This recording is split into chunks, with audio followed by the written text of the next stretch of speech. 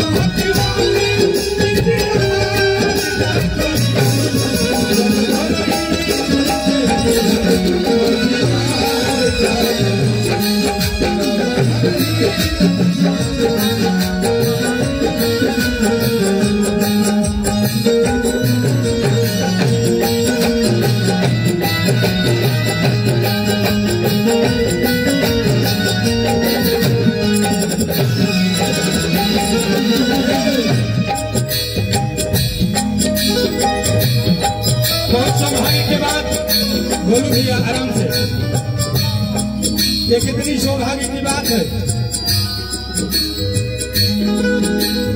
एक भाई ने अपने एक बहन के लिए, जो बहन का सरताज हमारे आदरणीय बिहार प्रदेश के धरती से हमारे माननीय सम्मानित बबलू सिंह भैया अपने बहन का एक मसीहा बने। बबलू भैया के और साथ साथ तो बहनी के भी प्रणाम बा। एक कहने लगी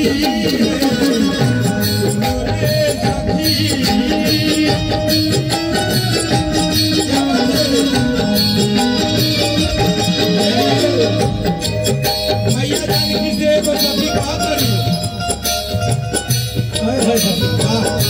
जोड़ा लिखे एक कहने लगी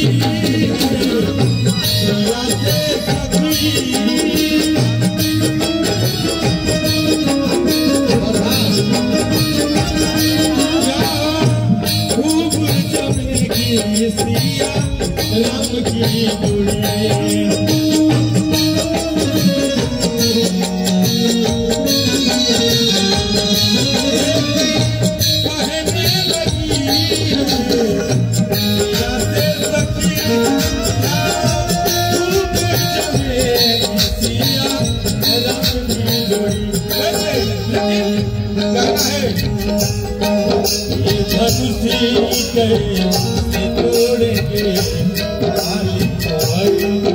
एक सखी कह रही है, ये इतने बाल हुए कोमल शरीर, इतने नाजुक उम्र के हैं लोग, अगर इनसे हमारी सखी सिया की शादी हो जाती तो कितनी अच्छी बात है। लेकिन मन में शंका ये भी बन रहा है कि हम लोग के पिता यानी राजा जनक ये भी तो प्रण रखे हैं कि उस धनुष का नाम पिनाक था। पिनाक धनुष को तोड़ने के लिए उन्होंने एक जिद ठाना था, कहा भी था कि हमारी सीता का स्वयंवर यानी सीता का शादी तभी होगा जो धनुष को तोड़कर उसकी प्रशंसा चढ़ाए। कहे के बाद एक ही कहने लगी या से सखी